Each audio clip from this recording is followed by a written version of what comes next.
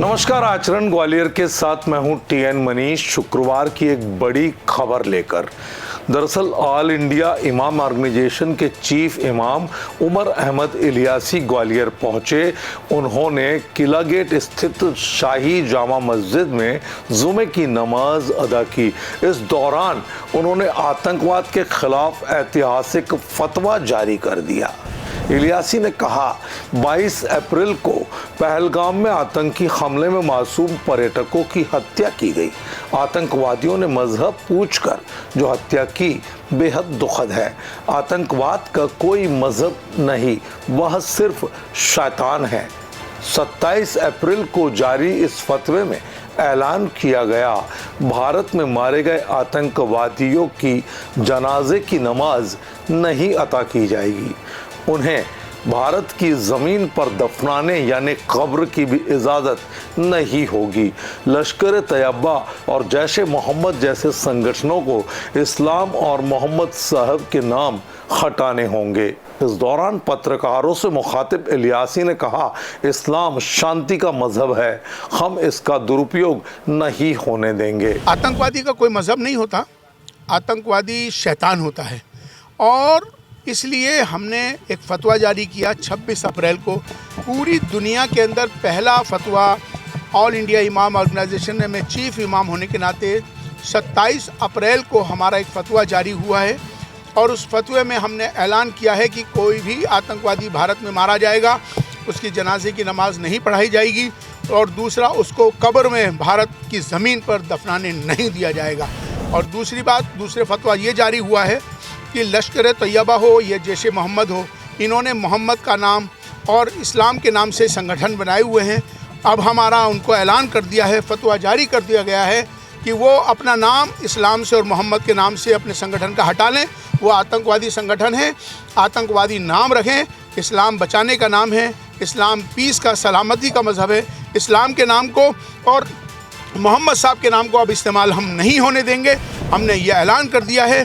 भारत से पहला ये फतवा जारी हुआ है। मैं चीफ इमाम ने इसका फतवा को 27 अप्रैल को लागू कर दिया है।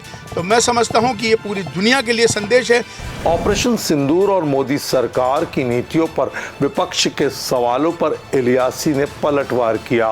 ये समय सवाल उठाने का नहीं बल्कि सहयोग करने का है।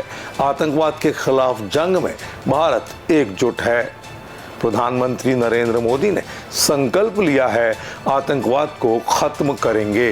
उनको चीफ इमाम होने के नाते संदेश है कि ये समय किसी तरह का सवाल उठाने का नहीं है, सहयोग करने का समय है। आतंकवाद का विरोध में जंग है। ये किसी पार्टी का या किसी देश का नहीं है, ये आतंकवाद का जंग है। भारत इसके लिए लड़ रहा है।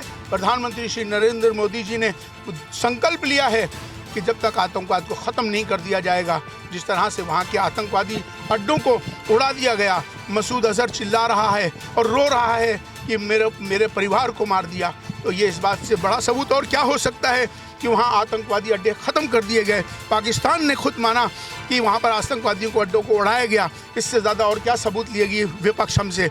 विपक्ष पाकिस्तान ने भी माना है कि आतंकी अड्डे नष्ट हुए हैं। विपक्ष को एकजुट होकर आतंकवाद का मुकाबला करना चाहिए। इलियासी ने विपक्ष पर निशाना साधते हुए कहा, 2014 से मोदी जी के काम की विपक्ष ने कभी तारीफ नहीं की। ईमानदार विपक्ष को सच और गलत को गलत कहना चाहिए। देखिए, विपक्ष का तो काम है, जब से मोदी जी 2014 से जब से बने हैं प्रधानमंत्री, जब से विपक्ष ने आज तक भी उनके कोई काम की तारीफ तो करी नहीं है। मैं विपक्ष को ईमानदार जब मानता कि अगर उन्होंने उनके एक भी काम की तारीफ की हो।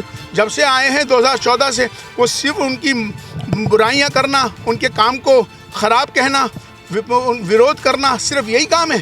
तो ऐसा विपक्ष सही नहीं होता, जो ईमानदार नहीं है। विपक्ष को भी ईमानदार होना चाहिए, सच को सच कहना चाहिए, गलत को गलत कहना चाहिए, जब उसको विपक्ष की ईमानदारी मानी जाती है।